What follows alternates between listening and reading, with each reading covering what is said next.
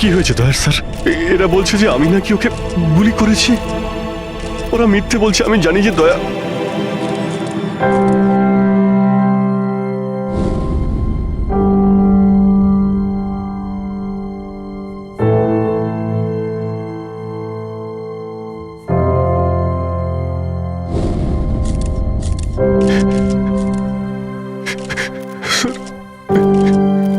Sir আমি জানি না স্যার আমি কখন।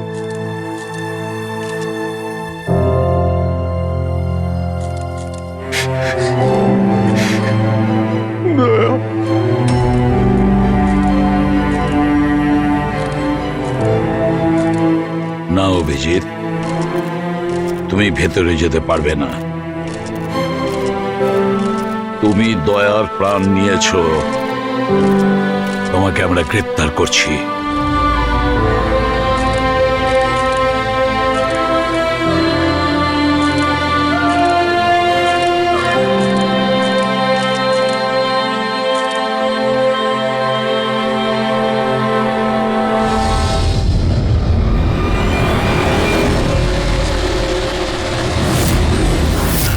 স্যার, যার খুন হয়েছে তার নাম ডিকে, একজন প্রাইভেট ডিটেকটিভ।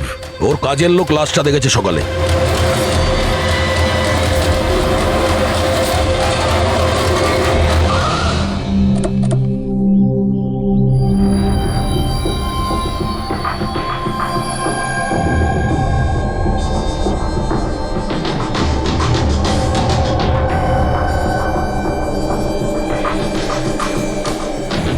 দয়া, এর মুখ তো ক্ষতবিক্ষত, মনে হচ্ছে পয়েন্ট ব্ল্যাঙ্ক রেঞ্জ থেকে একাধিক গুলি করে মারা হয়েছে একে। স্যার, এই রুমের জিনিসপত্র সব ঠিকঠাক জায়গায় আছে, কিছুই হয়নি। মনে তো হচ্ছে না এখানে কোনো হাতাহাতি হয়েছে।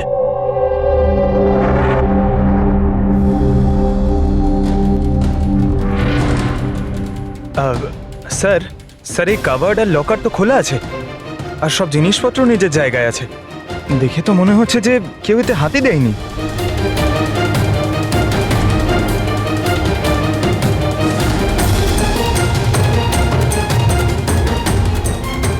স্যার, টাকার গয়না যে কে সেই আছে।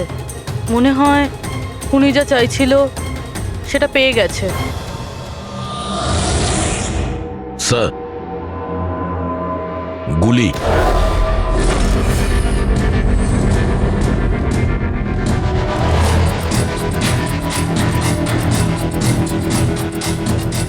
3টে গুলি চলেছে দয়া।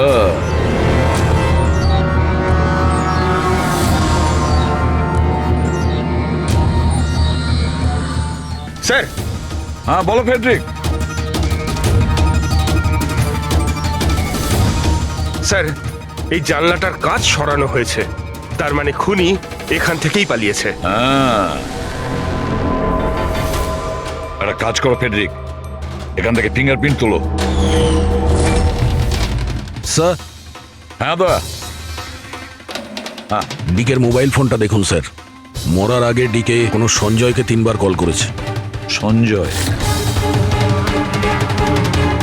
ওই সঞ্জয়কে আপনি চেনেন? না সাহেব। রাত 1টা থেকে 2:30-এর মধ্যে 3বার। সঞ্জয়ের ডিটেল বের করো। স্যার, আর হ্যাঁ দয়া, অভিজিৎ তো এখনো এলো না। তুমি ওকে ফোন করে বলনি এখানে আসতে ক্রাইম সিনে? হ্যাঁ স্যার বলেছিলাম, মনে হয় কোনো জ্যামে আটকে গেছে। জ্যামে আটকে গেছে?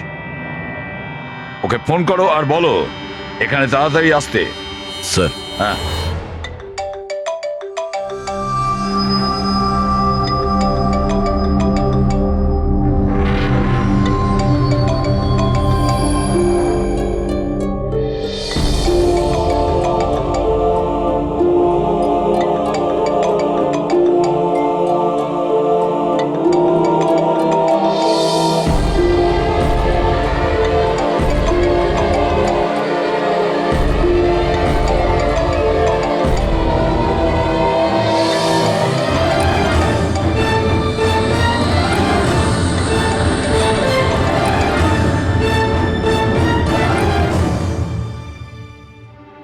হ্যাঁ দয়া, অভিজিৎ কি বলছে? কোথায় ও?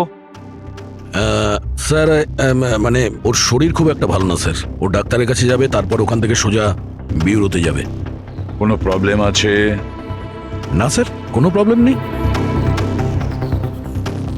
বুঝতে পারছি না, অভিজিৎ দিল্লি থেকে আসার পর কেমন অদ্ভুত আচরণ দেখছি ওর মধ্যে।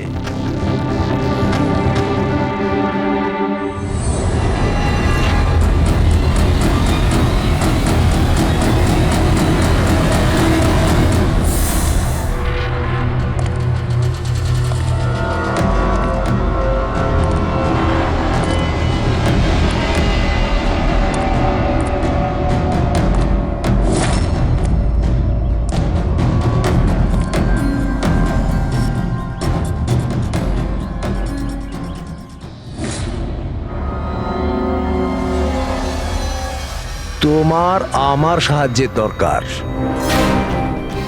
তোমার? আরে ভাই, তুমি হলে গিয়ে সিআইডি অফিসার। হ্যাঁ, কিন্তু এই কাজটা এটা আমি একা করতে পারবো না। চলো ঠিক আছে, তোমাকে সাহায্য করব, এতে আর কি আছে। চলো চা তো খাওয়া যাক। আরে না, ঠিক আছে, আমি আমি ঠিক আছি। আই মিন, দেখ চেতন, এই কাজটা না, এই ব্যাপারে যেন কেউ কিছু না জানে, বিশেষ করে আমার টিম। আরে এটা আবার কি কথা বলছো?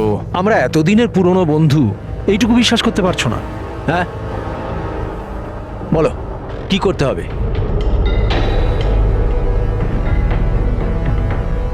কাউকে ফলো করতে হবে, নজর রাখতে হবে, আর এর জন্য তোকে টাকাও দেবো। কি কথা বলছো? বন্ধুত্বের মধ্যে টাকা? হ্যাঁ। আচ্ছা ঠিক আছে, যদি মনে করো টাকা দিয়ে দিও। ফলো কাকে করতে হবে?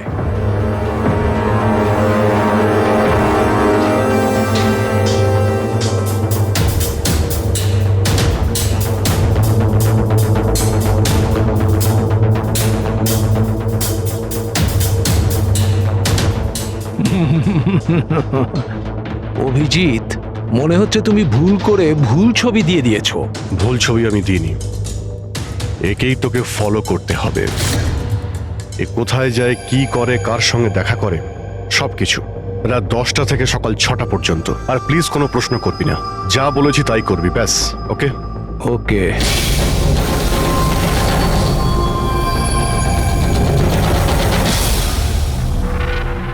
হয় অভিজিৎ পাগল হয়ে গেছে,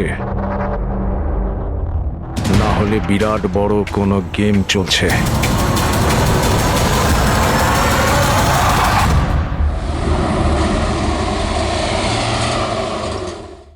কি কি বলছেন? ও খুন হয়ে গেছে? মরার আগে ডিকে শেষবার ফোনে আপনার সঙ্গে কথা বলেছিল মাঝরাতে। কি কথা হয়েছিল আপনাদের মধ্যে? আমার কথাতে একজনের উপরে নজর রাখছিল, কোনো প্রমাণ পেয়েছিল, সেই জন্য আমাকে ফোন করেছিল। হায়ার করেছিলেন কেন? আমার বস মন্দিরা ম্যাডামের জন্য। মন্দিরা? কুমার জুয়েলার্সের ওনার, বিখ্যাত পেজ 3 সেলিব্রিটি। আশা করি আপনারা ওই দিল্লির কেসটার ব্যাপারে নিশ্চয়ই জানেন বোধহয়। ও হো হো হো হো, মন্দিরা কুমার, মন্দিরা দেবী। ওনার বিরুদ্ধে তো ওনার স্বামী, শ্বশুর, শাশুড়ি আর কেয়ারটেকারকে মারার অভিযোগ আছে, তাই না? ঠিক বলেছেন। কিন্তু সঠিক প্রমাণ না থাকার কারণে কোর্ট মন্দিরা দেবীকে ছেড়ে দেয়। আর তার কিছুদিন বাদেই মন্দিরা দেবীর পার্সোনাল অ্যাসিস্ট্যান্ট ঈশানা আত্মহত্যা করে নেয়।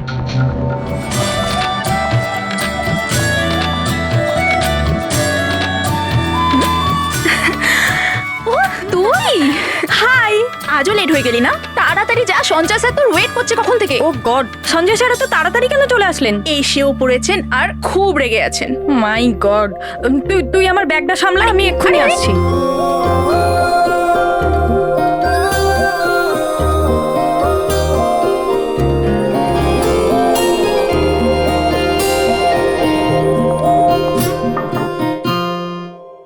মে I come in sir? Come in. Sorry sir, sorry I am so sorry sir. কটা বাজে বলো তো তুমি? এটা কোনো অফিসে আসার টাইম হলো? স্যার ট্রাফিক খুব বেশি ছিল। কি ট্রাফিকের কথা বলছো তুমি? রোজ একই কথা বলে যাও তুমি। হ্যাঁ, এই অফিসের বাকি লোকজনও তো ওই ট্রাফিক পেরিয়ে আসে, তাই না? হ্যাঁ বলো কুমার। না 30শে ডিসেম্বরের আগে কিচ্ছু করা সম্ভব না। আরে তুমি তো এটা জানো যে 30শে ডিসেম্বরে মন্দিরা ম্যাডামের একটা ইভেন্ট রয়েছে মুম্বাইতে, তার আগে কিছুই করা সম্ভব নয়। হ্যাঁ হ্যাঁ,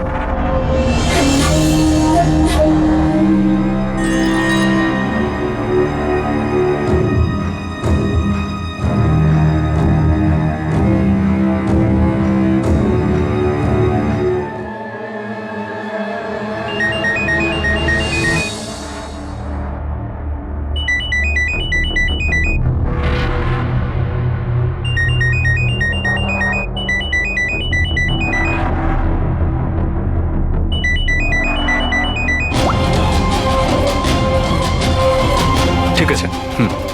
ওকে।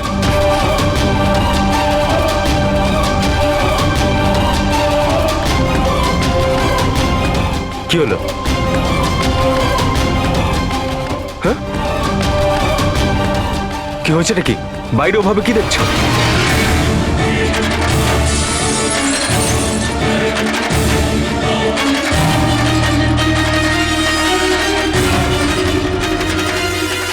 আমারই কেবিনের জানলা দিয়ে ঝাঁপ মেরে আত্মহত্যা করেছিল। আত্মহত্যা কেন করেছিল সেটা কেউ জানে না। আচ্ছা, মন্দিরা দেবী ডিকে কে কার ওপর কড়া নজর রাখতে বলেছিলেন? ওনার প্রাণ সংশয় রয়েছে। ডিকে সেটাই খোঁজ করার চেষ্টা করছিল। প্রাণের ভয় কার থেকে? আসলে কোর্ট থেকে ছাড়া পাওয়ার পরে কেউ ম্যাডামকে হুমকি দিচ্ছিল। আচ্ছা, শুধু ওই হুমকিটা ফোনেই কি? হ্যাঁ, ফোনের মধ্যেই অচেনা নাম্বার থেকে আর টাইপ করা চিঠি পাঠিয়ে।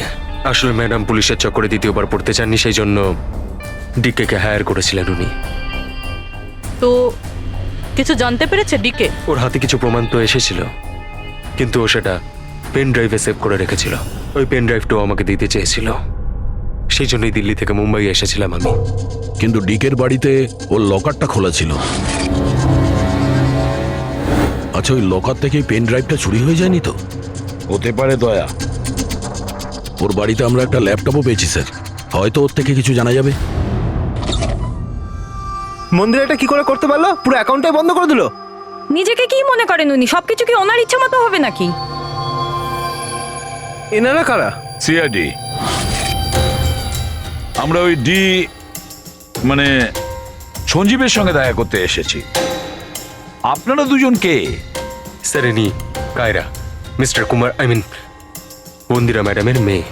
ও, স্যার, আর ইনি ম্যাডামের রিলেটিভ মিস্টার সুবীর। আমরা মন্দিরা ম্যাডাম আর ওর ফ্যামিলির সঙ্গে কবে দেখা করতে পারবো? কারণ ওদের প্রাণ রক্ষা করার দায়িত্ব এখন আমাদের ওপর। ইনফ্যাক্ট মন্দিরা ম্যাডাম, কায়রার কাকাতো দাদা শেখর আর ওনার স্ত্রী সবাই আজ রাতেই আসছেন। 30শে ডিসেম্বর কুমার্স জুয়েলার্সের একটা বড় চ্যারিটি ইভেন্ট রয়েছে, তাতে পার্টিসিপেট করার জন্য। তাহলে ঠিক আছে, কালকে সকালেই দেখা হবে।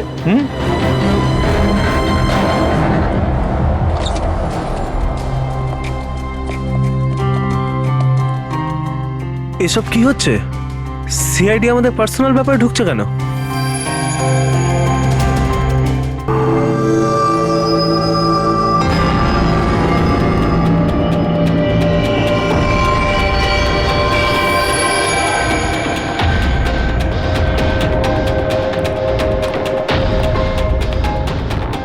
Good morning sir. Good morning. Hello sir, এখন কেমন আছেন আপনি? Murder investigation sir, private detective BK sir, বাড়িতেই মারা গেছে স্যার। এটা পুরো কেস ফাইল স্যার।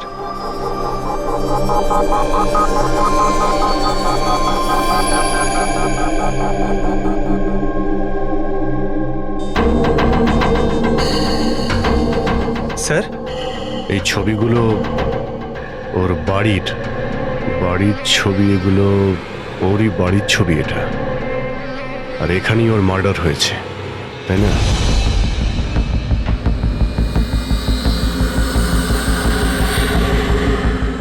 হ্যাঁ, এখানেই ওর মার্ডার হয়েছে।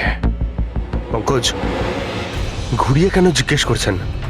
আমরা এইমাত্র তো সেটাই বললাম। সেটাই তো স্যার, মনে হচ্ছে ওনার শরীর এখনো ঠিক হয়নি, কোনো গন্ডগোল মনে হচ্ছে স্যার।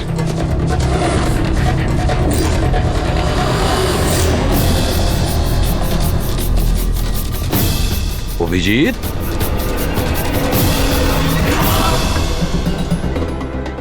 Good morning sir. কি হয়েছে তোমার? হ্যাঁ, কোন জগতে ছিলে?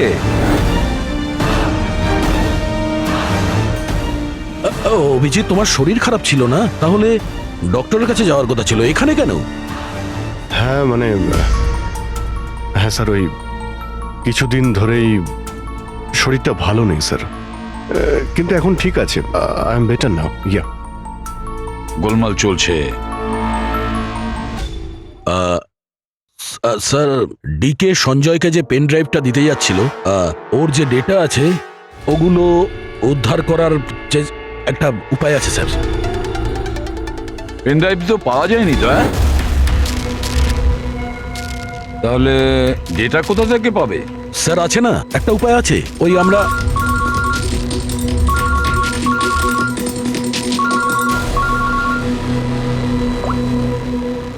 হ্যাঁ, বলো সালুকে।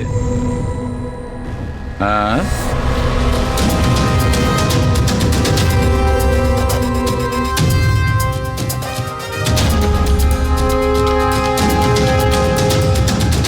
দয়া স্যার,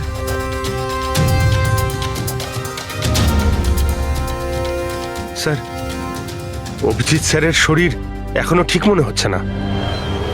কেন? স্যার, ওনাকে কেসের ব্যাপারে বোঝাচ্ছিলাম, কিন্তু উনি আমাদের কথা শুনছিলেনই না, খুব বেখেয়ালি ছিলেন স্যার। ফ্রেডি স্যার, মন্দিরের ব্যাপারে সব ডিটেলস বের করতে হবে। নিউজ পেপারে, টিভিতে যাই এসেছে সব।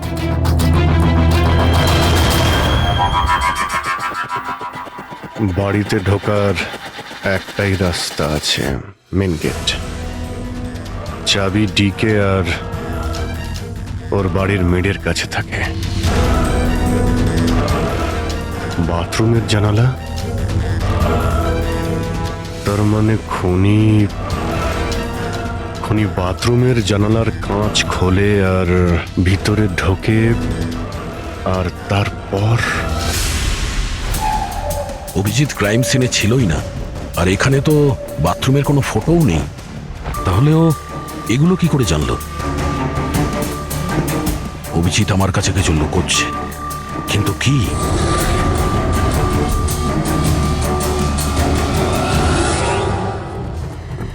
ডিকের কম্পিউটার থেকে যে ডেটাগুলো ডিলিট হয়েছে সেটা ওর অনলাইন অ্যাকাউন্ট থেকে বের করা যেতে পারে। বাস একবার এই পাসওয়ার্ডটা ম্যাচ হয়ে যাক।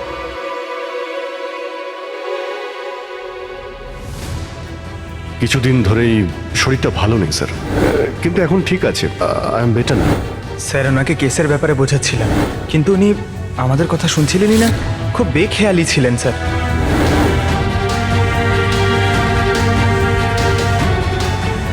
Yes sir, sir password match হয়ে গেছে।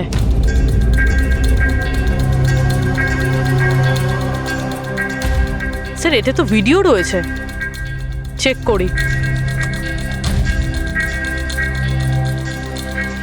স্যার এটা তো ডিকের কম্পাউন্ডের ভিতরের ফুটেজ। এর মানে ওখানে সিসিটিভি ক্যামেরা আছে? আছে না, ছিল। আমাদের পৌঁছানোর আগেই কেউ বার করে নিয়েছে। কিন্তু বের কে করেছে? অন্য ভিডিওটা দেখো।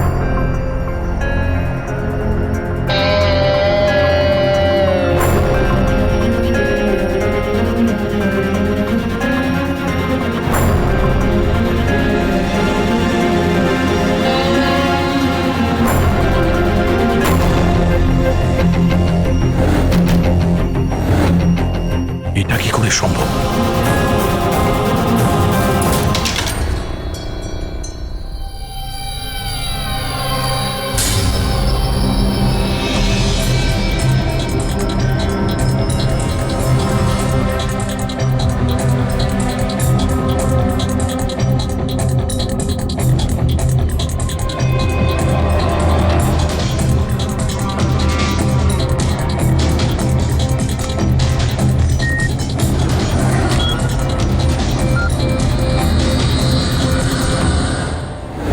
ডক্টর সালুকে আপনি খুব ভালো করে ক্রস চেক করেছেন তো? মানে বন্দুক তো আমাদের কাছে নেই, তাই বলছিলাম কোথাও কোনো ভুল? না দয়া, কোনো ভুল নেই। আমি একবার নয় 10 বার ক্রস চেক করেছি। মানছি যে বন্দুকটা আমাদের কাছে নেই, কিন্তু বন্দুকের রেকর্ড তো আমাদের কাছে আছে। সেই গুলিটা যা দিয়ে ডিকেকে মারা হয়েছে, সেই গুলিটা ওর বন্দুক থেকেই চলেছিল। গুলির প্যাটার্ন, গুলির উপর লেগে থাকা চিহ্ন, সবকিছু এইটাই প্রমাণ করছে যে সেটা অভিজিতেরই বন্দুক। স্যার স্যার গুলি অভিজিতের বন্দুক থেকে চলেছে, কিন্তু তার মানে তো এটা নয় যে অভিজিৎ গুলিটা চালিয়েছে। এক্স্যাক্টলি স্যার, সেই কারণে আমি এই কথা এসিপি স্যারকে বলিনি, শুধুমাত্র আপনাদের সঙ্গে কথা বলেছি, যাতে আমি এই মামলা সুরাহা করতে পারি। কি? তুমি এই কথাটা এসিপি কে জানাওনি? কি বলবো স্যার, কি বলবো ওনাকে? যেখানে আমার বিশ্বাস হচ্ছে না, তাহলে ওনাকে কি বলবো? তুমি যদি এই কথাটা বিশ্বাসই না করবে, তাহলে ফোন করে আমাকে কেন জিজ্ঞাসা করেছিলে? যে বন্দুক থেকে ডিকে কে মারা হয়েছে সেই বন্দুকটা অভিজিতের না? কি এমন ছিল যার জন্য তুমি অভিজিৎকে সন্দেহ করেছিলে? কি ছিল ওটা? এই কারণে ডক্টর, যখন আমরা একটু পিছিয়ে দাও।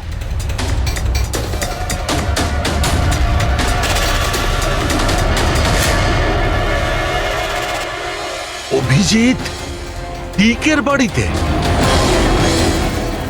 আর দয়া তারপরেও তুমি অভিজিৎকে বাঁচানোর চেষ্টা করছো।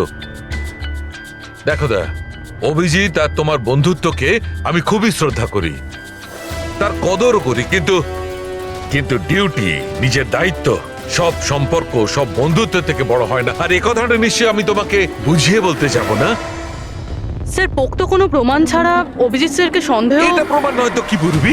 অভিজিৎ ডিকের বাড়িতে ঢুকেছিল, এটা যদি প্রমাণ নয় তো কি পুরবি? অভিজিৎ স্যার ডিকের ঘরে গেছিল সেটা আমরা দেখেছি, কিন্তু উনি ডিকেকে মেরেছেন এটা তো আমরা দেখিনি। স্যার এটাও তো হতে পারে ওনার বন্দুক দিয়ে ডিকেকে অন্য কেউ মেরেছে। হতেই পারে, এটা হতে পারে যে অভিজিতের বন্দুক দিয়ে ডিকে কে অন্য কেউ মেরেছিল, কিন্তু এই অবস্থায় অভিজিতের বন্দুকটা অভিজিতের কাছে থাকার কথা নয়। তোমাদের কি অভিজিৎ এ কথা বলেছে? ও কি বলেছে যে ওর বন্দুকটা হারিয়ে গেছে? বন্দুক হারিয়ে যাওয়ার কোন রিপোর্ট দেখিয়েছে? ও সব সময় তোমাদের সঙ্গে ছিল, কিন্তু ও কি বলেছে যে অদ্ভুত পোশাক পরে ডিকের ঘরে কেন ঢুকেছিল, আর তাও বাথরুমের কাঁচ ভেঙে? বলো বলো। স্যার, আপনার এই সমস্ত প্রশ্নের উত্তর আমি অভিজিৎকে জিজ্ঞাসা করব, কিন্তু ততক্ষণের জন্য এসিপি স্যারকে আপনি কিচ্ছু বলবেন না। দেখো, তোমরা এই ব্যাপারটা সামলে নাও, কিন্তু ব্যাপারটা আমার ভালো লাগছে না। Please doctor, please. ঠিক আছে, কাল সকাল পর্যন্ত। দয়া, আমি কাল সকাল পর্যন্ত তোমাদের সময় দিচ্ছি। হয় তোমরা সত্যিটা আবিষ্কার করো, নয় এই সমস্ত কথাটা নিজে এসিপি কে বলে দাও। তুমি যদি এসিপি কে কথা না জানাও, তাহলে আমি নিজে প্রদ্যুমনকে এই সমস্ত ব্যাপারটা বলবো।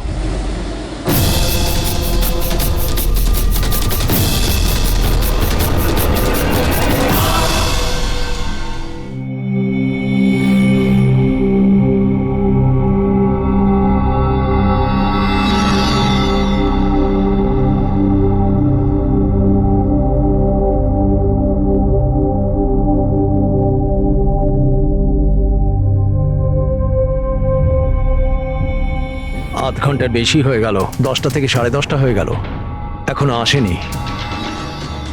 সারা রাত মনে হয় অপেক্ষা করতে হবে।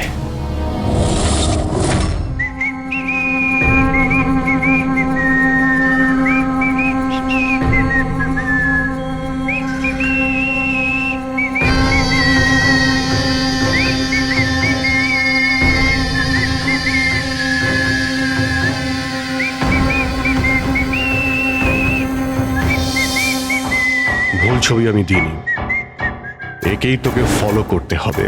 এ কোথায় যায়, কি করে, কার সঙ্গে দেখা করে, সবকিছু। রাত 10টা থেকে সকাল 6টা পর্যন্ত। এটা অভিজিৎ? ওর কি হলো? এরকম সেজেছে কেন?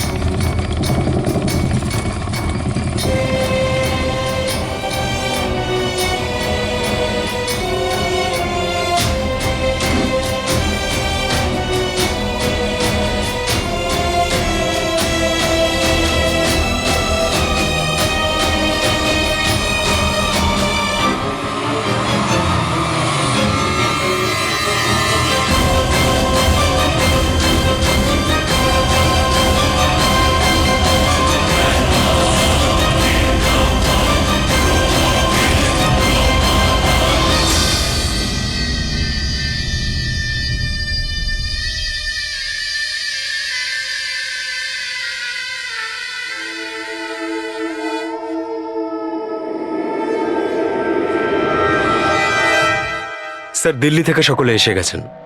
মন্দিরা ম্যাডাম, আমারা মন্দিরা ম্যাডামের দাওরের বউ। কায়রা, মন্দিরা ম্যাডামের সৎ মেয়ে। সুবীর, মন্দিরা ম্যাডামের বোনজি।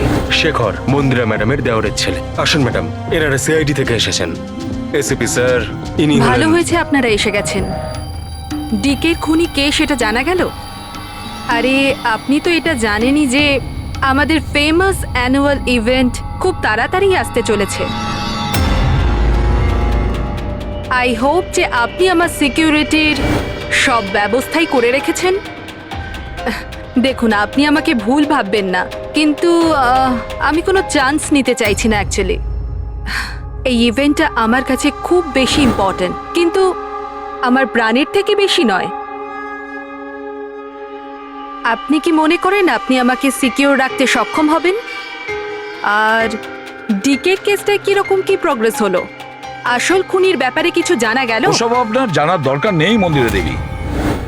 মেইন হলো আপনার নিরাপত্তা, সেটা দায়িত্ব আমাদের। কি চমৎকার! বৌদি, আপনার ভয় লাগছে মন্দিরা দেবীর, যাকে আইনও কিছু করতে পারলো না? মানতে হবে তাকে যে আপনাকে ভয় পাইয়ে দিয়েছে। মনে হয় ও জানে না ইনার ব্যাপারে যে ইনি কি কি করতে পারেন। আপনিও কি মনে করেন আমি আমার স্বামী আর বাকি সবাইকে মেরে ফেলেছি? দেখুন, আপনার বিরুদ্ধে যে অভিযোগই থাকুক না কেন, সেটাতে আমাদের কিছু যায় আসে না।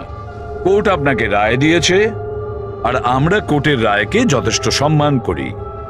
আপনি শুধু এটা বলুন, আপনি কাকে সন্দেহ করেন? কে এমন আছে যে আপনাকে মারতে চায়? সন্দেহ? হ্যাঁ, সন্দেহ।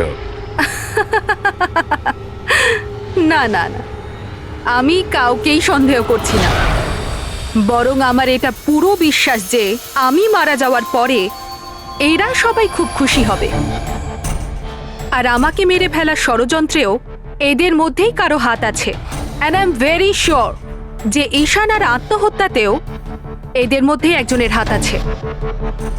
এবার আপনিই বলুন, এত ভালো প্রিয় আত্মীয় পরিজনরা থাকতে আমার শত্রুর কি দরকার?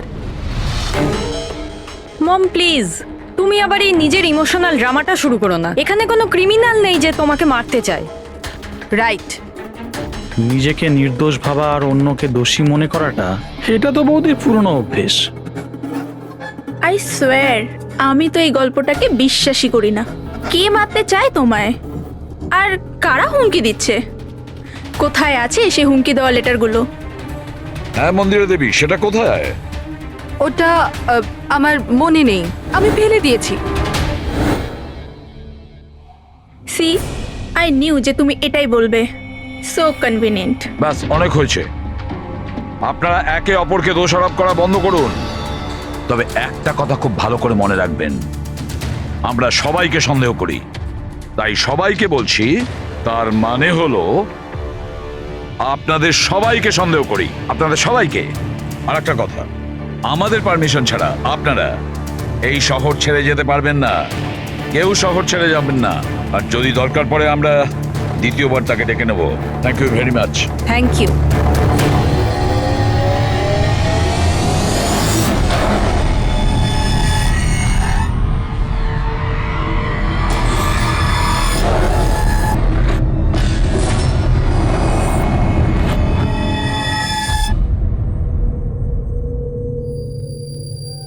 এটা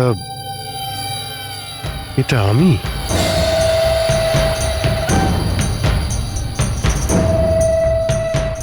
এই পোশাক পরে ঘুরছিলাম?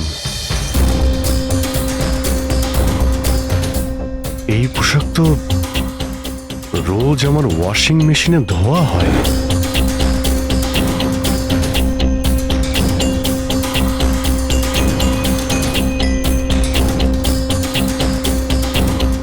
আর এই জুতো, এগুলো এত নোংরা যেন আমি পরেছি, কিন্তু আমার মনেই নেই যে এই পোশাক আমি কখন পরেছি। সত্যি আমার কি হচ্ছে আমার সাথে? এই গাড়িতে কে আছে? হ্যাঁ, কার কার সঙ্গে আমি কথা বলছিলাম? না, আমি দেখিনি। তুমি কথা বলছো, তুমি সেটা জানবে। আর তুমি আমাকে চিনতেই পারলে না? আরে তোর যদি সুইসাইডই করার হয় তাহলে তুই অন্য কোনো বড় গাড়ির সামনে জানা। আমার সামনে কেন এসেছিস? কিভাবে কথা বলছো? এরকম সেজে ঘুরছো কেন তুমি? এই, ইট ইজ মাই স্টাইল, টনির স্টাইল। তুই কে? আমি কে? আমাকে চেনো না? হ্যাঁ, আর এই টনিটাকে? আরে টনি আমি আবার কে? আরে অভিজিৎ, দেখো, কোনো কেসের জন্য তুমি যদি এরকম করে থাকো আমাকে বলে দাও। এভাবে ভয় দেখিও না। আচ্ছা আচ্ছা, এ অভিজিৎ, কিসের কেস? আর তুই কি বলছিস কিছুই আমার মাথায় ঢুকছে না। আমার নাম হলো টনি। টনির সঙ্গে পাঙ্গা নিবি না, বুঝেছিস? সরে যা আর আমাকে যেতে দে। চল।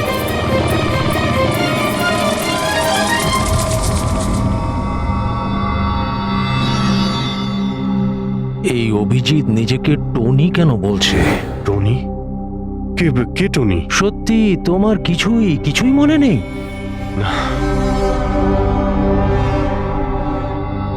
আমার কিছুই মনে নেই, সত্যি বলছি আমি।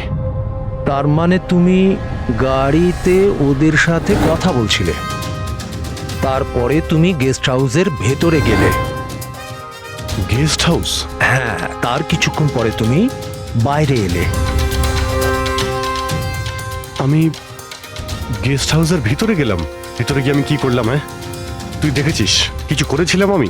আমি কি করে দেখবো, আমি তো বাইরে ছিলাম না। সব কি হচ্ছে? আমাকে ওখানে যেতে হবে। কোথায়? গেস্ট হাউসের নাম কি? হ্যাঁ,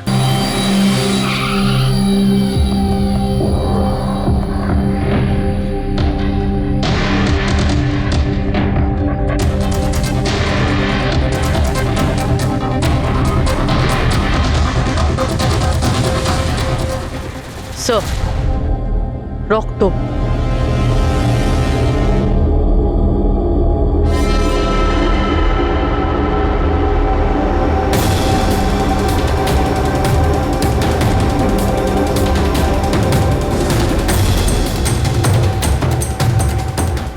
অভিজিৎ,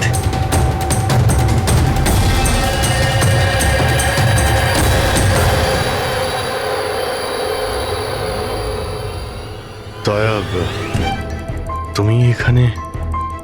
তোমার ফোন ট্র্যাক করে আর এই প্রশ্ন তো আমিও তোমাকে করছি অভিজিৎ, তুমি এখানে কি করছো?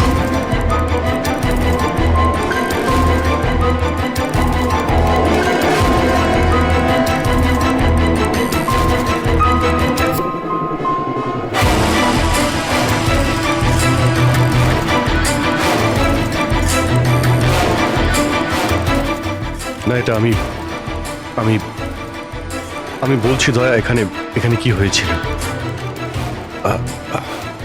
অভিজিৎ, এখানে কি হয়েছে ওটা তো আমি দেখছি, তুমি বলো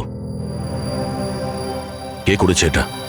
হ্যাঁ, তো তুমি এদের দুজনকে মেরেছ? আমি? অভিজিৎ, তোমাকে কিছু জিজ্ঞাসা করলাম, তুমি মেরেছ এদের? স্যার স্যার স্যার, আপনি অভিজিৎ স্যারকে দোষ দিচ্ছেন। আমার দোষ দেওয়ার কোনো ইচ্ছা নেই পুরবি, তুমি নিজে দেখছো না এখানে দুটো লাশ পড়ে আছে, রক্তে ভেসে গেছে, আর সিআইডি অফিসার অভিজিৎ লাশের মধ্যে থেকে এই ব্যাজটা তুলছে, বা এটা বলতে পারো প্রমাণ চুরি করছে। অভিজিৎ, আমি তোমাকে আবার জিজ্ঞাসা করছি, তোমার সাথে অপরাধীদের মতো ব্যবহার করতে আমাকে বাধ্য করো না। কি করবো দয়া, আমি কি বলবো? যদি আমি বলি যে এই কাজটা আমি করিনি, তুমি মানবে? যদি বলি যে আমি জানি না যে আমি করেছি নাকি করিনি, আই নো আমি ভুলভাল বলছি, কিন্তু কিন্তু তোমরা তো আমাকে চেনো। অভিজিৎ, আমার সামনে যে প্রমাণগুলো পড়ে আছে ওগুলো দেখে আমরা কিছু বলতে পারবো না। আমাকে আমার ডিউটি করতে হবে।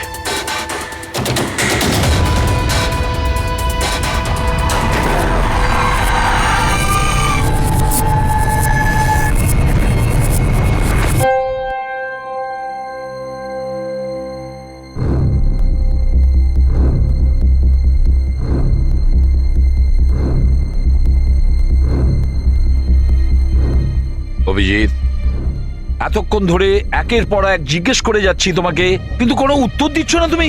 হ্যাঁ, তুমি জানো তোমার ওপর কি অভিযোগ আছে? মাথায় কিছু ঢুকেছে? স্যার, ওই এক মিনিট, ব্যাস, তোমার কাছে এটা আশা করিনি। এত কিছু ঘটে গেল, তুমি আমাকে বলনি কেন? আমাকে বলনি দয়া?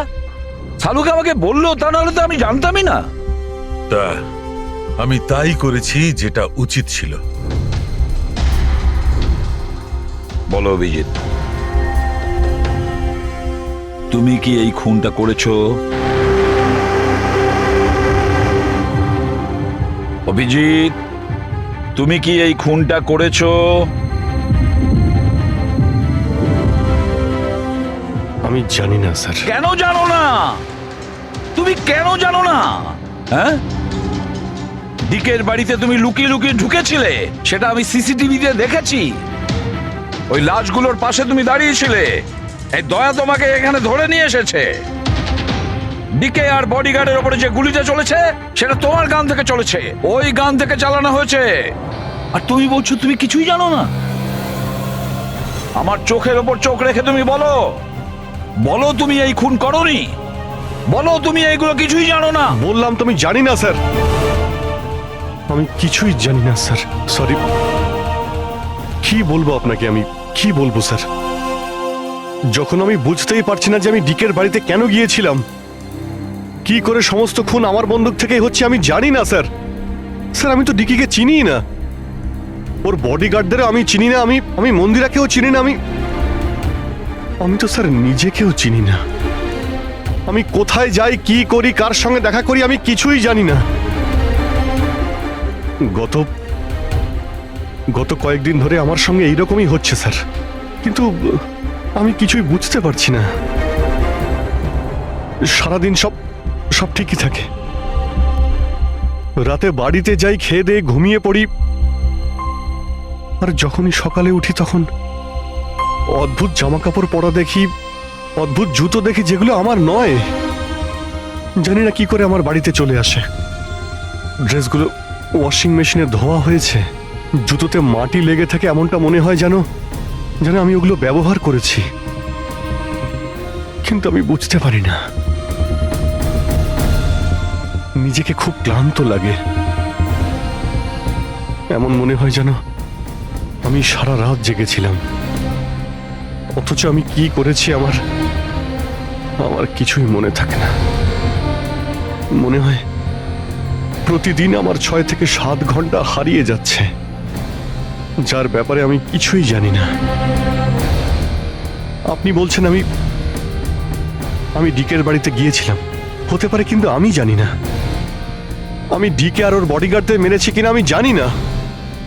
আমি মন্দিরাকে মারার চেষ্টা করেছি সেটাও আমি জানি না। আমি কি করেছি, কেন করেছি, আমি কি করতে চলেছি, আমি কিছুই জানি না স্যার, আমি কিছুই জানি না।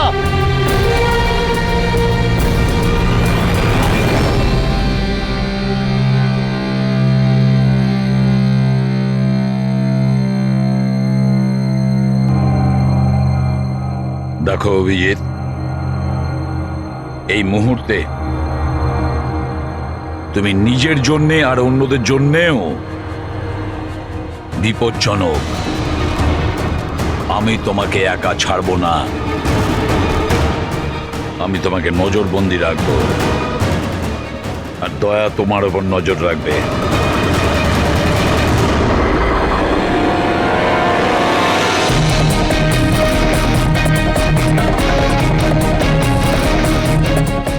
দয়া, স্যার,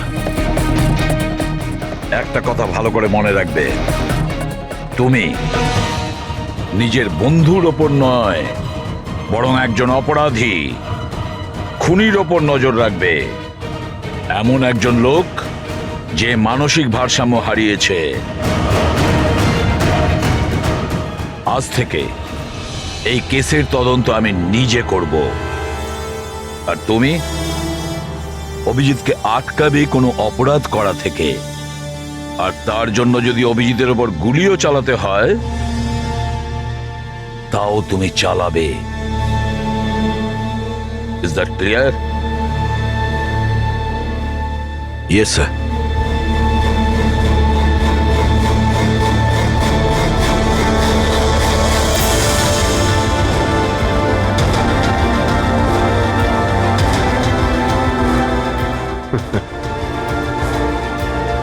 হাত করা পড়িয়ে দাও ভাই।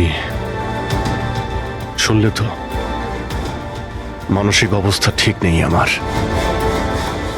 কখন কি করে বসি কিছুই জানি না। আটকাও আমায়, আমার হাতে আরো একটা অপরাধ হওয়ার আগে। আটকাও আমায় ভাই। আপনাদের অফিসার, আপনাদের সিনিয়র সিআইডি অফিসার আমারই প্রাণের পিছনে পড়ে রয়েছে, আর উনি তাদেরকেও মেরে ফেলেছেন যারা আমার সিকিউরিটিতে ছিল। আর আপনি নিশ্চিন্ত হয়ে বলছেন ভয় পাওয়ার কোনো কারণ নেই। ও আপনারই চোখের সামনে সবাইকে মেরে ফেলছে, তা সত্ত্বেও আপনি বলে যাচ্ছেন যে ভয় পাওয়ার কোনো কারণ নেই। আশ্চর্য! আপনি শুধু এটা বলুন, আমি আপনাদেরকে আর কি করে বিশ্বাস করব? আজ আপনাদের একজন অফিসার সিরিয়াল কিলার বেরিয়েছে, কাল আবার অন্য কেউ বেরিয়ে ব্যাস আসবে। মন্দিরা দেবী, অনেক হয়েছে, অনেক কথা বলে ফেলেছেন। আমাদের ইন্সপেক্টর অভিজিৎ একজন সৎ এবং সাহসী অফিসার। নিজের দেশকে রক্ষা করার জন্য, সাধারণ মানুষের রক্ষা করার জন্য নিজের প্রাণও দিতে পারে। সে কোনোদিন খুনি হতে পারে না। হ্যাঁ, ওর বিরুদ্ধে অভিযোগ আছে, তিনটে খুনের অভিযোগ আছে। আপাতত এটা প্রমাণিত হয়েছে যে অভিজিৎ নিজের মানসিক ভারসাম্য হারিয়েছে। ও কি করছে ওর মনেই থাকে না, কার সঙ্গে দেখা করছে, কি বলছে, আর যখন নর্মাল হয়ে যায় কিছুই মনে থাকে না। তার মানে এই নয় যে ও একজন খুনি। আমি জোর দিয়ে বলতে পারি যে আপনার জীবন বিপন্ন, আর তাও আপনার এই আত্মীয় স্বজনদের কারণে। এক্সকিউজ মি, সব প্রমাণ আপনাদের অফিসারের বিরুদ্ধে পাওয়া গেছে, আর সন্দেহ আপনারা আমাদেরকে করছেন। হ্যাঁ, আমি সবাইকে সন্দেহ করছি। উনি তো আপনারই অফিসার, আপনি তো ওকেই বাঁচাবেন। এই 3টে খুনই কিন্তু ইন্সপেক্টর অভিজিতের গান থেকে চলা গুলিতেই হয়েছে। আর আপনি বলতে চাইছেন যে এই কাজটা আমাদের মধ্যে কেউ করে থাকতে পারে? আরে আমাদের কাছে আপনার ওই অফিসারের গানটা কোথা থেকে আসবে? শেখর বাবু, খুব তাড়াতাড়ি আমরা খোঁজ নিয়ে নেব যে ইন্সপেক্টর অভিজিতের গান আপনার কাছে কিভাবে গেল। আর মন্দিরা দেবী, আপনাকে একটা রিকোয়েস্ট করি, 30শে ডিসেম্বর আপনার যে ইভেন্টটা আছে সেটা ক্যান্সেল করবেন না। এই একটাই সুযোগ আছে খুনিকে ধরার জন্য, কারণ খুনি ওই ইভেন্টে নিশ্চয়ই আসবে।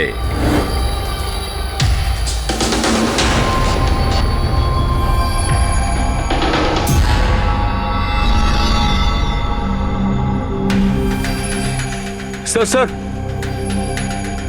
হ্যাঁ সঞ্জয়, কি হচ্ছে? স্যার, আপনি অভিজিৎ স্যারের ব্যাপারে কিছু বলছিলেন যে ওনার ভিতরে অন্য একজনের প্রতিফলন ঘটে, স্মৃতিশক্তি ওনার, মানে উনি আগের দিন রাতের কথা মনে করতে পারেন না। হ্যাঁ, তো ঠিক এরকমই, এক্স্যাক্টলি এরকমই অন্য আরেকজনের সাথেও হয়েছিল। কার সঙ্গে বলুন? স্যার, ঈশানা। ঈশানা? যেদিনও আত্মহত্যা করেছিল তার কিছুদিন আগে থেকেই একদম এরকমই আচরণ করতে শুরু করেছিল। কি অদ্ভুত রকম হয়ে গিয়েছিল, অন্য মনস্ক থাকতো। যেদিন আত্মহত্যা করেছিল তার কিছুদিন আগে থেকেই একটা অদ্ভুত রিংটোন সেট করেছিল নিজের ফোনে, আর তারপর সেই দিন হঠাৎ করে ওই রিংটোনটা বাজতে শুরু করলো। আর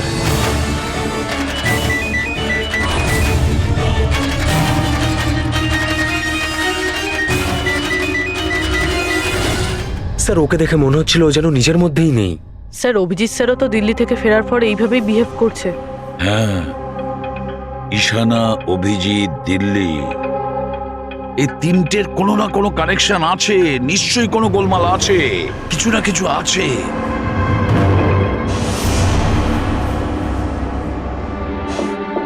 কফি। আরে খেয়ে নাও ভাই, কিছুই মেশাইনি। আমি এখানেই আছি, পালিয়ে যাচ্ছি না।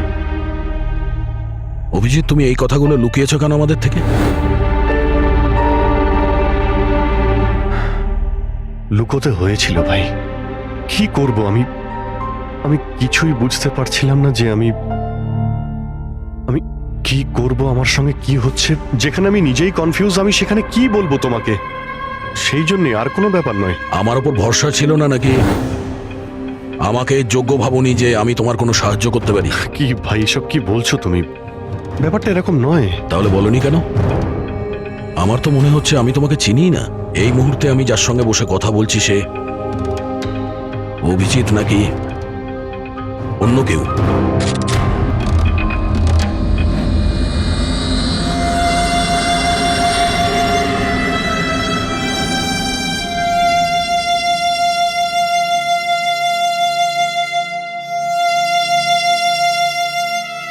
আমি তোমার কোনো ক্ষতি করব না। অভিজিৎ হই বা টনি, স্বপ্নেও তোমার কোনো ক্ষতি করব না। বন্দুক দেখানোর দরকার নেই। বিষয়টা তা নয় যে তুমি আমার কোনো ক্ষতি করবে। বিষয় এটা যে আমি এখানে শুধুমাত্র আমার ডিউটি করছি, আর আমি কোনো চান্স নিতে চাই না। আমি তো তোমাকে হয়তো চিনি না।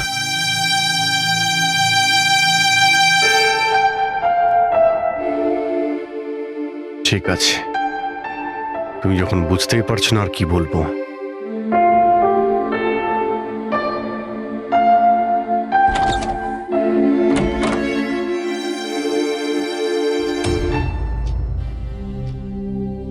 ডক্টর মহেশ, আমি আপনাকে পুরো ব্যাপারটা জানিয়েছি।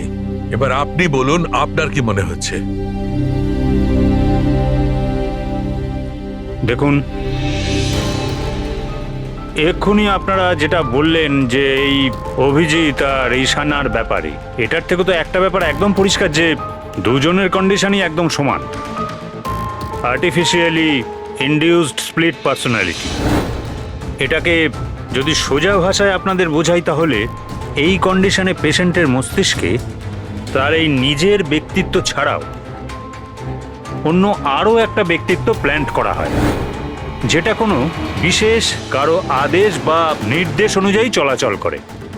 আর এটাকে এমনভাবে সেট করা হয় যাতে ওই ব্যক্তিত্ব বিশেষ ধার্য করা সময়ে বিশেষ ধরনের ট্রিগার পেলে ওই ব্যক্তিত্বকে সম্পূর্ণ প্রভাবিত করে। আর যতক্ষণ এই প্রভাব চলতে থাকে সে পুরনো ব্যক্তিত্বের বিষয়ে না তো কিছু জানতে পারে আর না তার সেই পুরনো ব্যক্তিত্ব সম্বন্ধে কিছু স্মরণে থাকে। এটা হলো মানুষের মস্তিষ্ক। এই মস্তিষ্কের দুটো ভাগ রয়েছে। সচেতন মস্তিষ্ক মানে কনসাস স্টেট অফ মাইন্ড, যার মধ্যে আমরা এখন আছি। অচেতন মস্তিষ্ক মানে semi conscious state of mind, মানে যখন আমরা ঘুমিয়ে থাকি তখন সক্রিয় হয়। আর কখনো কখনো জেগে থাকার সময়ও কোনো নেশার বা কোনো ওষুধের প্রভাবেও আমাদের অচেতন মস্তিষ্ক সক্রিয় হয়ে ওঠে। সচেত আর অচেত দুটো অবস্থাতেই মস্তিষ্ক ভিন্ন ভিন্ন কাজ করে, কিন্তু এই অবস্থাতে দুটো মস্তিষ্কই যা চিন্তা করে, কোনো কথা বা কোনো স্মৃতি সব সেভ করে নেয়। সচেত মস্তিষ্কের মধ্যে সেভ করা কথাবার্তা আমাদের অনেক বছর ধরে মনে থাকে, কিন্তু অচেত মস্তিষ্কে সেভ করা কথাবার্তা আমাদের মনেই থাকে না। ডক্টর মহেশ, এটা একটা হিপনোটাইজের মতো সম্মোহন, যাতে মানুষের মস্তিষ্ককে পুরো কন্ট্রোল করে যা কিছু করানো যায় রোবটের মতো, আর পরে কোনো বিশেষ আওয়াজ করে ওই সম্মোহনটাকে ভেঙে দেওয়া যায়। মানুষের কিছুই মনে থাকে না। না না না ডক্টর সালুকে, সম্মোহন একদম আলাদা প্রক্রিয়া। সম্মোহন অবস্থায় আপনি মানুষকে ততক্ষণই কন্ট্রোল করতে পারেন যতক্ষণ সে সম্মোহিত আছে। সম্মোহিত অবস্থা থেকে একবার বেরিয়ে আসার পর তাকে আবার সম্মোহিত করতে হয়। এখানে ব্যাপারটাই পুরো আলাদা। এখানে মানুষের মস্তিষ্কে একটা ঘটনা যা আদৌ ঘটেইনি, একটা ব্যক্তি যার কোনো অস্তিত্বই নেই, তাকে ওই মানুষের মস্তিষ্কের ভিতরেই প্ল্যান্ট করা হয়। তার মস্তিষ্কে এই কথাটাই ফিট করা হয়। আচ্ছা, তার মানে এত কিছু অভিজিতের সঙ্গেও ঘটেছে। কোনোভাবে অভিজিৎ ওই ট্রিগারগুলো পেয়ে যায়, যার কারণে টনি জেগে যায়। Exactly sir. রাতে অভিজিৎ ঘুমিয়ে পড়ার পর নিশ্চয়ই কোনো না কোনো আওয়াজ শুনতে পায়, যেটা ওই টনির জন্য একটা ট্রিগারও হতে পারে। হয়তো ওই আওয়াজটা শুনেই টনি জেগে যায়, কিন্তু অভিজিৎ সেখানেই ঘুমিয়ে থাকে। টনি জেগে যায় যে টনি আসলে খুনি, একজন বদমাশ, একজন অপরাধী। আর অভিজিৎ যাদেরকে চেনে ও তাদের কাউকেই চেনে না। যদি এটাই হয়তো অভিজিতের ভেতরের টনিকে কোনোভাবে কমেন্ট দেওয়া হয়েছে মন্দিরাকে মেরে ফেলার জন্য, তাহলে 30শে ডিসেম্বর ইভেন্টে টনি এর পরিণাম দেখতে চায়। মন্দিরাকে মেরে ফেলার চেষ্টা করবে 2 দিন পরেই, 30শে ডিসেম্বর।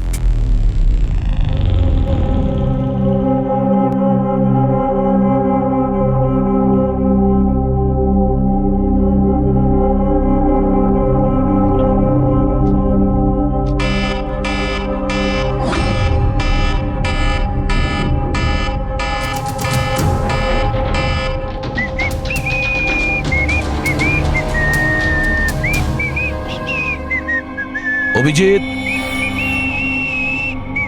অভিজিৎ, কোথায় তুমি?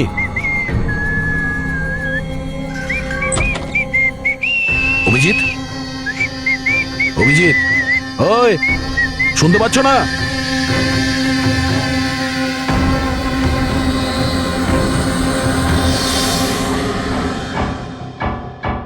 কে রে তুই? তুই আমার বাড়িতে কি করছিস?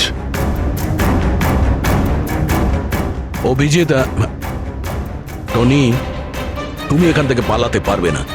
তুমি এখানে নজরবন্দি আছো, এই ঘরের ভেতরেই থাকতে হবে, বুঝেছো? টনিকে তার কাজ করতে দে। যদি আমার রাস্তাতে বাধা দিস তাহলে জীবনটাও হারাবি তুই। চল এবার যেতে দে। বাড়ির বাইরে না, ভেতরে। হাত সরা, হাত সরাব। তোকে তো বললাম যে আমাকে তুই বাধা দিস না। আমার মাথা গরম করিস না। আমার কাজের সময় কেউ বাধা দিতে পারবে না আমায়। চল। টনি, তুমি কোথাও যাবে না, এখানে, এখানেই থাকবে তুমি, বুঝেছো? কি বললি? টনির গায়ে হাত তুললি তুই? টনির গায়ে হাত তুললি তুই? অভিজিৎ, অভিজিৎ, অভিজিৎ,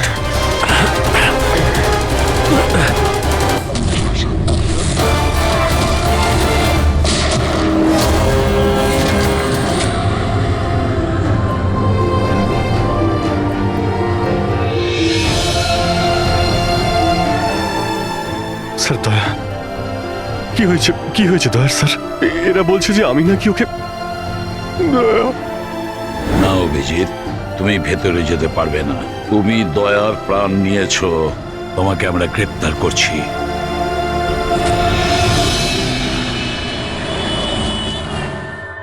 ঈশানার ফোন রেকর্ডে ডক্টর তানিয়ার নাম কয়েকবার এসেছে। আপনাদের মধ্যে কেউ চেনে ডক্টর তানিয়াকে? আত্মহত্যা করার আগে উনি ডক্টর তানিয়ার সাথে দেখা করেছিলেন কি? এই ডক্টর তানিয়া কোনো ডেন্টিস্ট নয় তো? মারা যাওয়ার আগে ঈশানা কয়েকবার একজন ডেন্টিস্টকে দেখিয়েছিল। আমার নাম তো মনে নেই, কিন্তু হতে পারে ইনিই সেই। যতদূর আমার মনে হয় ইনি কোনো ডেন্টিস্ট তো নন। কিছুদিন আগে সিআইডি অফিসার অভিজিৎ এখানে ছিল। Yes ma'am. ওই পুরো সপ্তাহে এখানে যারা যারা ছিলেন তার পুরো লিস্ট আমার চাই। আর ওনার থাকার সময় এই লবিতে থাকা সিসিটিভি ফুটেজও চাই।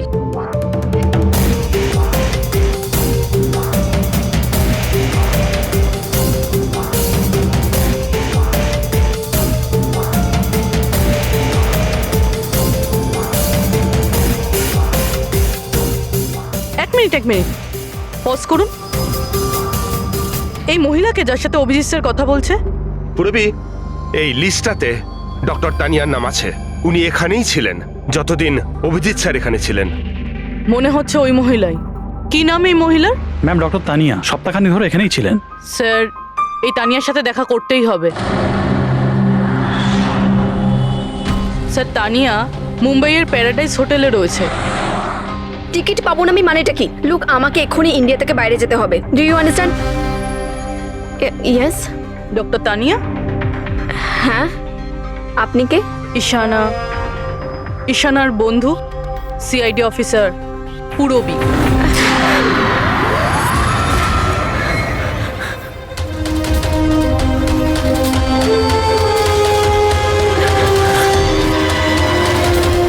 পালানো অত সহজ নয়।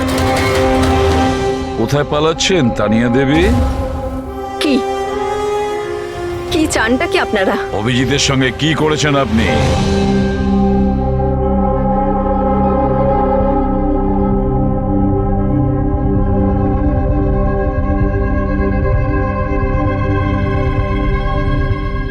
ঈশানার অভিজিতের ব্রেনের ওপর আমি এক্সপেরিমেন্ট করেছি।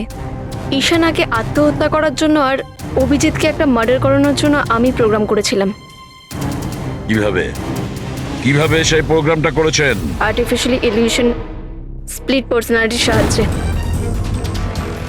আমি দুজনের ব্রেনটাকে সেট করি, আর নিজের সেট করা শিডিউলের অনুযায়ী এই দুজনকেই এরকমভাবে প্ল্যান করেছি যে কোনো রকমের আওয়াজ হোক বা রিংটোন বাজুক, আর যখনই আওয়াজ হোক না কেন ওদের সমস্ত অর্ডারগুলি মানতে হবে, যে কোনো উপায়ে।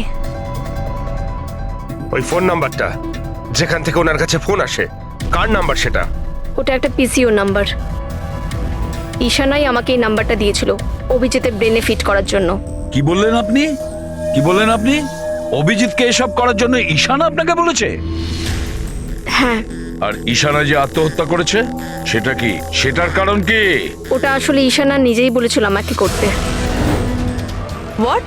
হ্যাঁ, বলেছিল তো ঈশানাই, বাট আই এম শিওর নিশ্চয়ই এর পেছনে কোনো না কোনো কারোর হাত আছে, যার বিষয়ে আমি জানি না। কেন? সে কেন এগুলো করবে? হয়তো ওর কোনো দুর্বলতা ছিল। যে করেই হোক অভিজিৎকে ওই পরিস্থিতি থেকে বের করতে হবে। নিয়ে চলো একে। চলো। ও বাইরে বেরোতে পারবে না। কেন? আমি অভিজিতের ব্রেনকে প্রোগ্রাম করেছি। সম্মোহন নয়, যে ইচ্ছে হলো আর ভেঙে দিলাম। আমি অভিজিতের ব্রেনের মধ্যে একটা খুনিকে প্ল্যান করেছি, টনিকে। এটাই হলো সেই আর্টিফিশিয়ালি ইনডিউস পার্সোনালিটি, যেটা আর কোনোদিনও বাইরেই আসবে না। আমি যদি চাই তাহলেও অভিজিৎকে কোনোদিন বাইরে বের করতে পারবো না, কিন্তু আমি যদি এরকমটা করি হয়তো অভিজিৎ পাগল হয়ে যাবে বা ও মারাও যেতে পারে।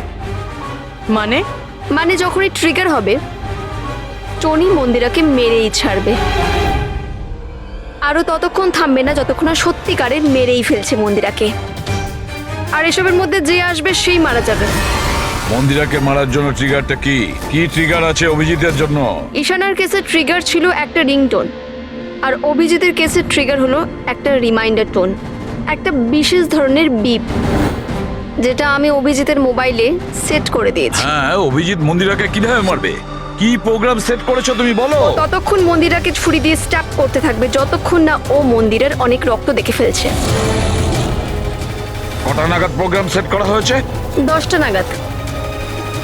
মাই গড, 2 ঘন্টা বাকি আছে। গ্রেপ্তার করো একে।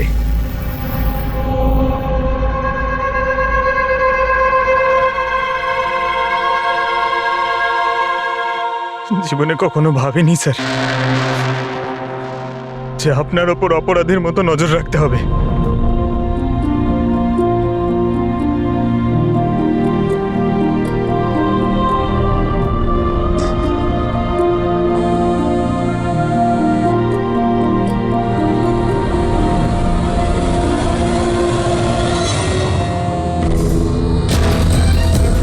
পঙ্কজ, ড্যাম ইট, ফোনটা ধরো।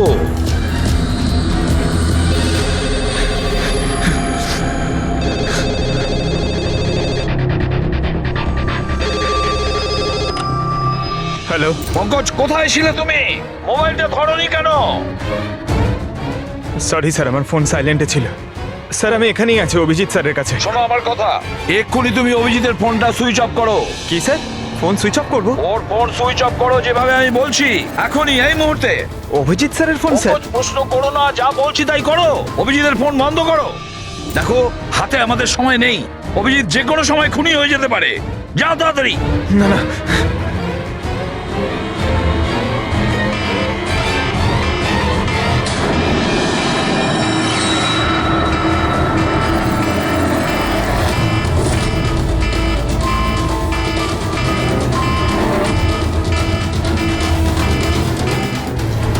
ভিজে গেল, কি করি?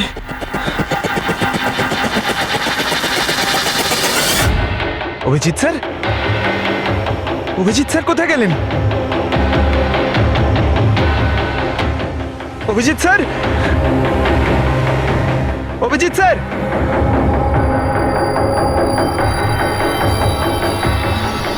স্যার! তুই আমাকে আটকে রাখবি? হ্যাঁ, আমাকে আটকে রাখবি তুই? টনিকে? হ্যাঁ, টনি আর টনির কাজের মাঝে যে আসবে তাকে মরতে হবে, মরতে হবে তাকে।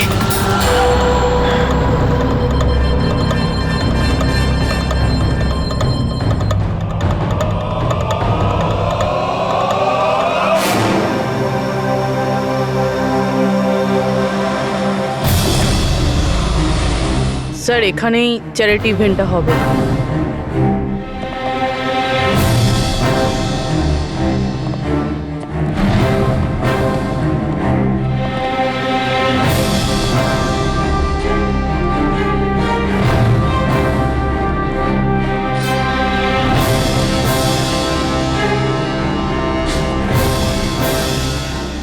আপনারা এখানেই দাঁড়ান প্লিজ।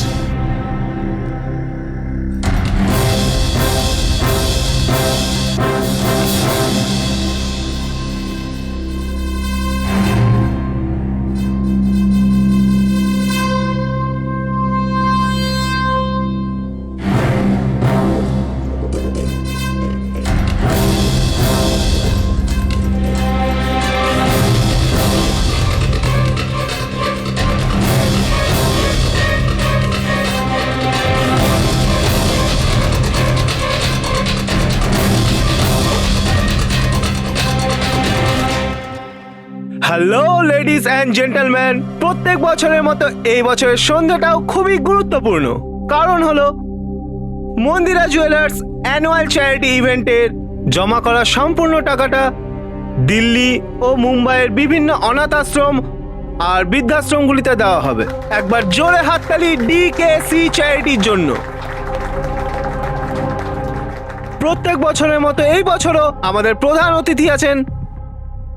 তিনি আর কেউ না, তিনি হলেন মিসেস খান্না। তাহলে আসুন বন্ধুরা, একটা জোরে হাততালি দিয়ে স্বাগত জানাই মিসেস খান্নাকে। মিসেস খান্না,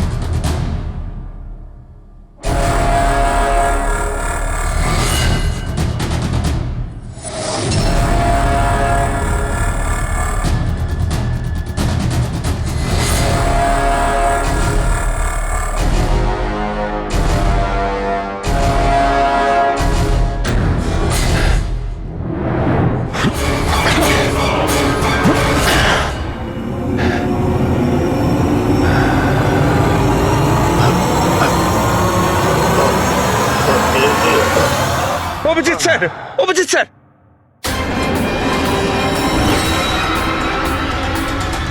স্যার, স্যার,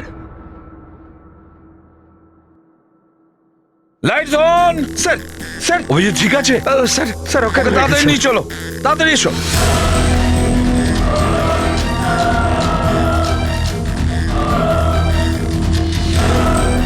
দরজা খুলুন।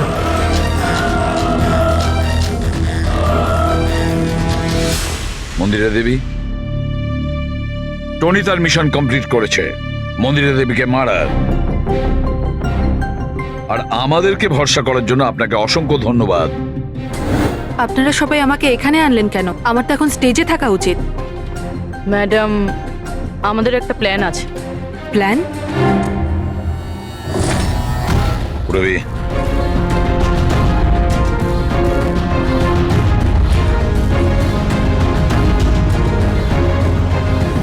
Lights off. মন্দিরা দেবী,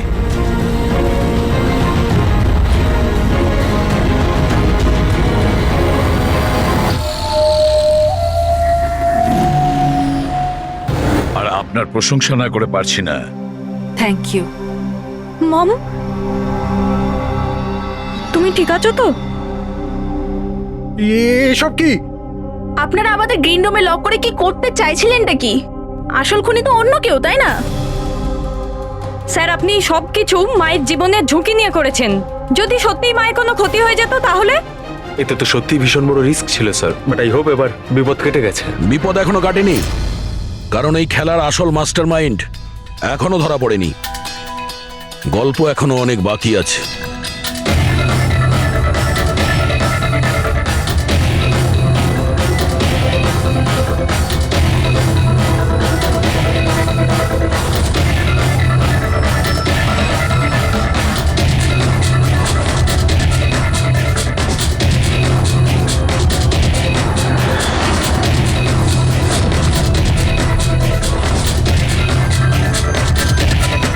কি হলো?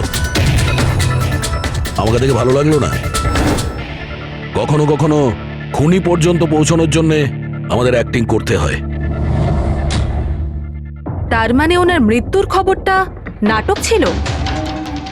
আমার মৃত্যুতে খুনি খুব খুশি হয়েছিল যে ও জিতে গেছে, আর ওই সুযোগটাই আমরা কাজে লাগিয়েছি। আমরা মন্দিরা দেবীকে বাঁচানোর চেষ্টা করছিলাম, আর দয়া মাস্টার মাইন্ডের পিছনে লেগেছিল। কিন্তু আসল মাস্টার মাইন্ডটা কে?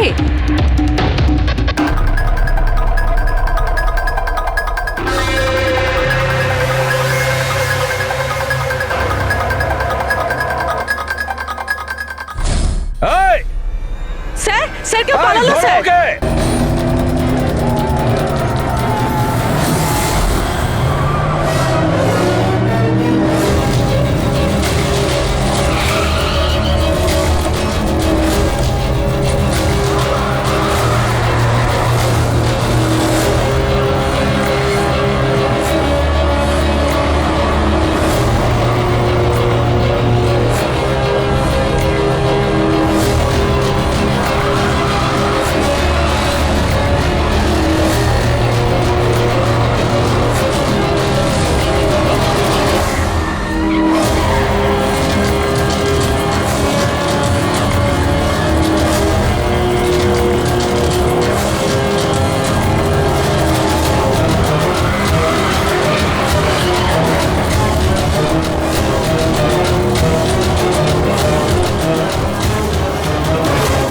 অপরাধের রাস্তা সবসময় সংকীর্ণ হয়ে থাকে।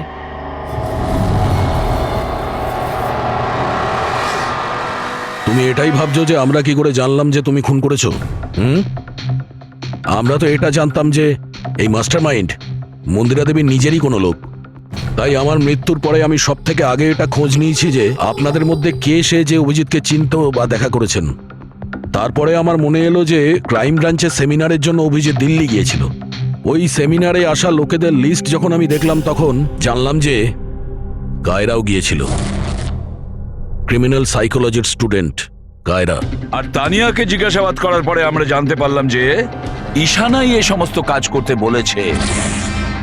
ওই সময় ঈশানার মা সরকারি হাসপাতালে অ্যাডমিট ছিলেন, আর তার কিছুক্ষণের মধ্যেই ঈশানার মাকে বেসরকারি হাসপাতালে যেখানে অ্যাডমিট করা হয়েছিল সেখানকার পুরো খরচ মিস কায়রা করেছিল। আর সবচেয়ে বড় ক্লু ওই পিসিও, যেখান থেকে অভিজিৎ স্যারের কাছে অর্ডার আসতো। দয়া স্যার সেখানে নজর রেখেছিল, আর সেখানেও তোমাকে দেখা গিয়েছিল। Okay fine, I give up. মেনে নিচ্ছি যে আপনারা খুবই স্মার্ট, কিন্তু স্যার এই কথাটা তো আপনিও মানবেন তাই না, যে আমিও অনেক স্মার্ট? হ্যাঁ, স্মার্ট তো তুমি বটেই। ক্রিমিনাল সাইকোলজির একজন ব্রিলিয়ান্ট স্টুডেন্ট, যে সৎ মায়ের থেকে নিজের পুরো পরিবারের খুনের বদলা নিতে চেয়েছিল। লোকেদের মস্তিষ্ক নিয়ে খেলা করা আর তাদের নিজের চক্রব্যূহে ফাঁসানো, এটাই এনার বিশেষত্ব। তাই আমি ভাবলাম যে এনাকে এনারই পদ্ধতিতে মেরে দিলে কেমন হয়। সেই কারণেই আমি ঈশানার সাথে দেখা করি, আর তারপর ডক্টর তানিয়ার সাহায্য নিই। She was mad, she wanted to do an experiment. তারপর আমি ঈশানাকে অনেক বুঝিয়েছি, অনেক বোঝানোর পরে শি ওয়াজ রেডি। ওই এক্সপেরিমেন্ট নিজের উপর করায়, কিন্তু somehow I was never convinced. আমি সবসময় কনফিউজ ছিলাম যে ওই এক্সপেরিমেন্টটা করতে পারবে না। আর ঠিক ওই সময় আমার সাথে দিল্লিতে অভিজিতের দেখা হয়, আর ওনার সাথে দেখা হওয়ার পর আমি ভাবলাম যে এত সৎ আর ভালো অফিসার থাকা সত্ত্বেও এই এক্সপেরিমেন্ট অন্য কেউ কেন করবে। তারপর আমি আর ডক্টর তানিয়া অভিজিৎকে ব্যবহার করি।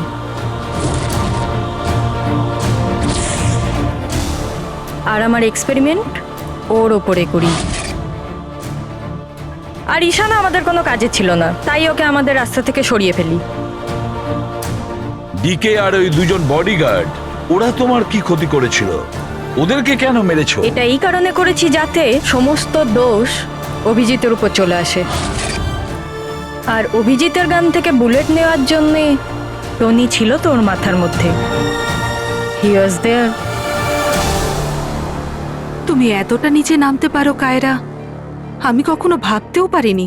এবার জানতে পেরে গেছো তো? তুমি আমার মা বাবার সাথে, আমার ফ্যামিলির সাথে যেটা করেছো না, তোমার বেঁচে থাকার কোনো অধিকার নেই। আমি এইসব এই কারণেই করেছি যাতে আমি প্রুভ করতে পারি যে পৃথিবীর যে কোনো মানুষের মস্তিষ্কের সাথে খেলা যেতেই পারে, তা সে যত বড়ই সিআইডি অফিসার হোক। কায়রা, তুমি প্রতিশোধের আগুনে একজন সাহসী অফিসারের প্রাণ নিয়ে খেলেছো, আর তাছাড়াও 4 জন নিরীহ লোকের প্রাণ নিয়েছো। ডিকে, ঈশানা আর মন্দিরা দেবীর 2 জন বডিগার্ডকে ভীষণ অন্যায় করেছো তুমি। আইন তোমাকে কোনোদিন ক্ষমা করবে না। তোমার তো ফাঁসি হবে, ফাঁসি। স্যার, আপনি প্লিজ এসব মনে করবেন না। একটা বাজে স্বপ্ন ভেবে ভুলে যান। বাজে? ভয়ানক।